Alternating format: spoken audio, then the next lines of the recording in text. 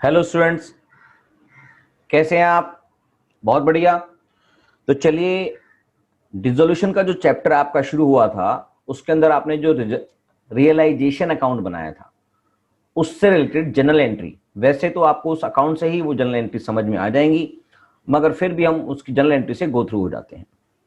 सबसे पहले बात करते हैं, ज़्यादा मुश्किल नहीं है क्योंकि रिलेशन अकाउंट से सबको समझ आ चुका था, तो मैं आपको इसको बुक में ही समझा देता हूं कि एंट्रीज कैसे होंगी। सबसे पहले हमने बात की थी, जो सारे असेट्स अकाउंट होते हैं उसको हम ट्रांसफर कर देते हैं रिलेशन अकाउंट में, जिससे सारे असेट अकाउंट क्लोज हो जाएंगे। तो उसके लिए एंट्री बनेगी realisation account debit to various assets. जितनी भी असेट्स होंगी उन सबको रिलेशन अकाउंट के डेबिट साइड में चढ़ा दिया जाएगा। चाहे कोई भी एंट्री होगी, चाहे वो बुक डेट्स की बात होगी यानी कि डेटर्स की बात होगी, स्टॉक्स होंगे, गुडविल होगी, लैंड होगी, सारे असेट्स को आप ट्रांसफर कर देंगे। अब कुछ इंपॉर्टेंट चीजें होती हैं कि अगर कॉरस्पॉन्डिंग रिजर्व्स, जो मैंने आपको समझाया था, अगर किसी भी असेट से रिलेटेड कॉरस्पॉन्डिंग रिजर्व होती है तो क्या करेंगे आप? तो आप उसका कॉरस्पॉन्डिंग रिजर्व भी रिलेशन अकाउंट में चढ़ा देंगे। जैसे डेटर को आपने डेबिट साइड में चढ़ाया था, तो उससे related provision for bad and doubtful debts को भी आप क्रेडिट साइड में रिलेशन अकाउंट के क्रेडिट साइड में चढ़ा देंगे। या आपके पास अगर इन्वेस्टमेंट है तो आपने realisation account debit to investment account चढ़ाया था, और अगर आपके पास क्वेश्चन के अंदर इन्वेस्टमेंट फ्लक्चुएशन रिजर्व के रूप में भी कुछ पड़ा है तो आप उसको रियलाइजेशन अकाउंट में चढ़ा देंगे क्रेडिट साइड में। ये बात मैंने आपको उस समय समझा दी थी। तो इसकी जनरल एंट्री है ये, अलग कुछ भी नहीं है, सेम वही सब चीजें हैं, मगर इसको समझना ही है कि जनरल एंट्री अगर करनी आ गई तो आपको कैसे करनी पड़ेगी। जैसे डेटर्स अकाउंट में भी चढ़ाएंगे तो डेटर्स को डेबिट साइड में चढ़ाएंगे, रिलेशन अकाउंट टू डेटर्स। और अगर प्रोविजन फॉर डाउटफुल डेट्स है तो provision for doubtful debts to realisation account, correct.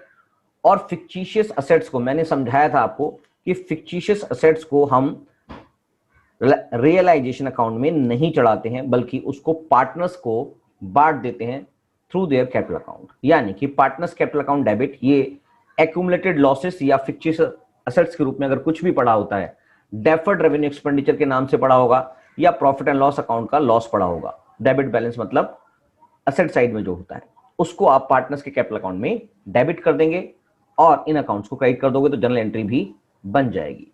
क्या ये बात समझ में आ गई? हाँ सर, समझ में आ गई। और अगर आपके पास पार्टनर्स के करंट अकाउंट के बैलेंसेस भी हैं, कुछ पार्टनर्स के करंट अकाउंट के बैलेंसेस भी हैं, तो उनको भी आप कैपिटल अकाउंट में ट्रांसफर कर देंगे थ्रू दिस एंट्री। यानी कि जो भी पार्टनर्स का करंट अकाउंट है और वो डेबिट बैलेंस शो कर रहा है, तो एंट्री बनेगी partners capital account debit to partners current account. क्योंकि पार्टनर्स का current account debit balance show कर रहा था तो उसको क्रेडिट कर देंगे और पार्टनर्स के कैपिटल अकाउंट में डेबिट कर देंगे। ये एंट्री भी मैंने ऑलरेडी आपको बताई हुई है, तो आपको बस जनरल एंट्री के रूप में समझना है इसको। अगर पार्टनर्स के कैपिटल अकाउंट क्रेडिट साइड में दिखाई दे रहे हैं तो उसको डेबिट कर देंगे करंट अकाउंट को, और पार्टनर्स के कैपिटल अकाउंट में उसको क्रेडिट कर देंगे। क्या मेरी बात समझ में आ गई? तो इससे इन दोनों में से कोई भी एंट्री जिसका जो भी बैलेंसेस होगा आप कर देंगे, जिससे जितने भी करंट अकाउंट हैं उनको क्लोज कर दिया जाएगा और उसको ट्रांसफर कर दिया जाएगा कैपिटल अकाउंट में। अब बात आती है loan to a partner. Loan to a partner यानी कि फर्म ने पार्टनर को लोन दे रखा है, तो क्या करेंगे सर? तो आप इसको भी फर्म के पार्टनर्स के कंसर्न पार्टनर्स के कैपिटल अकाउंट में ट्रांसफर कर देंगे। यानी कि पार्टनर्स के कैपिटल अकाउंट के अंदर debit to loan to partners, क्योंकि लोन टू पार्टनर्स एक डेबिट बैलेंस होता है, फर्म के अंदर असेट साइड में दिखाई देता है, तो इसको भी आप क्लोज करने के लिए पार्टनर्स के कैपिटल अकाउंट में ट्रांसफर कर देंगे। क्या ये बात समझ में आ गई?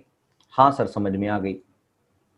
For closing the liability account, और इसकी ये सारी एसेट साइड की बातें हो गई।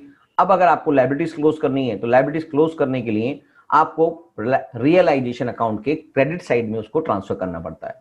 तो उसके लिए जनरल एंट्री बनेगी, जितने भी लायबिलिटीज होती हैं, चाहे वो सन्ड्री डेटर्स सन्ड्री क्रेडिटर्स के रूप में हो, बिल्स पेबल के रूप में हो, लोन यानी कि बैंक लोन के रूप में हो, या मिसेज जो भी पार्टनर्स का नाम है, मिसेज एज लोन, मिसेज बीज लोन, ये थर्ड पार्टी जितने भी लोन होते हैं उसको भी आप डेबिट करेंगे और रिलेशन अकाउंट के अंदर क्रेडिट कर देंगे। तो फाइनली इस तरह से एंट्री बनेगी, यानी कि रियलाइजेशन अकाउंट के क्रेडिट साइड में एंट्री बनेगी। और जो थर्ड पार्टी के अंदर मतलब क्या क्या है और क्या क्या हो सकते हैं, जैसे ऊपर लिखा है क्रेडिटर्स हैं, बिल्स पेबल है, बैंक ओडी भी आपका थर्ड पार्टी पेमेंट होता है, और अगर एम्प्लॉइज प्रोविडेंट फंड है उसको भी आप ट्रांसफर करेंगे। ये स्पेशली याद रखेंगे क्योंकि एम्प्लॉइज प्रोविडेंट फंड अभी तक किसी भी काम नहीं आ रहा था आपके, अब ये ध्यान रखेंगे कि एम्प्लॉइज प्रोविडेंट फंड को भी आपने ट्रांसफर करना है। Loan of the partners spouse, ये भी पार्टनर्स स्पाउस मतलब मिसेज एज लोन, मिसेज बीज लोन को भी आप थर्ड पार्टी लोन के रूप में ट्रीट करेंगे, लायबिलिटी के रूप में ट्रीट करेंगे और उसको रियलाइजेशन अकाउंट के क्रेडिट साइड में चढ़ा देंगे। ये बातें समझ में आ गई। मगर जो भी लायबिलिटी साइड के अंदर रिजर्व्स या credit balance of profit and loss account दे रखे हैं उनको आप पार्टनर्स के कैपिटल अकाउंट में ट्रांसफर कर देंगे एज प्रॉफिट समझेंगे। इसका मतलब इन सब चीजों की अगर लायबिलिटी साइड में रिजर्व्स या credit balance of profit and loss account पड़े हुए हैं तो इसका मतलब आप एंट्री करेंगे रिजर्व्स अकाउंट, आप एंट्री करेंगे रिजर्व्स अकाउंट डेबिट या P&L account debit to partners capital account. इनको इस एंट्री के थ्रू ट्रांसफर करेंगे, ना कि रिलायशन अकाउंट के थ्रू। लोन बाय पार्टनर्स, अगर पार्टनर ने फर्म को लोन दिया हुआ है तो इसको भी आप रिलायशन अकाउंट में ट्रांसफर नहीं करेंगे। इसको अलग से पेमेंट दी जाएगी क्योंकि इसकी जो पेमेंट है आपको पिछली बार जब थ्योरी के पार्ट में इसको समझाया गया था कि जो लोन बाय पार्टनर्स को आप अलग से ट्रीटमेंट करते हैं, जब थर्ड पार्टी की लोन की पेमेंट कर दी जाती है उसके बाद इसका नंबर आता है। तो लोन बाय पार्टनर्स यानी कि जो क्रेडिट साइड में, लायबिलिटी साइड में दिखाई दे रहा है, बैलेंस शीट की लायबिलिटी साइड में जो दिखाई दे रहा है loan by the partner to the firm, इसको आप अलग से पेमेंट करके दिखाएंगे। और अगर कोई भी पार्टनर के कैपिटल या करंट अकाउंट